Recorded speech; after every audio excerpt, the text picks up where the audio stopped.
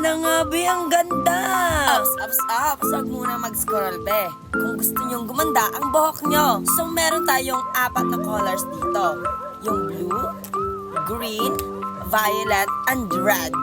Kaya guys, ipapakita ko sa inyo kung paano ito gamitin at paano ito i-apply sa inyong mga buhok. Uunahin muna natin itong ating kulay red. Iipit lang natin ito sa ating buhok. Like this. Tapos pag inipit mo na, you just have to pull it.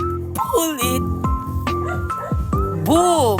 Itatry natin itong kulay blue. So ito na yung blue. Ayan. Simple lang yung gagamitin natin ha. Yeah, ganito. Lagay mo sa buhok mo, tapos ibit, then pull it. Boom. Tapos itong green. Okay? Green na naman. Ito na yung green. Ayan. Lalagay natin dito. Ayan. Simple lang din. Tapos, pull. Ayan, B. Ayan. Tapos yung violet. Ayan na. Gumana nga, be. Ang ganda. Green, red, blue, violet. Ito lang oh. O, diba?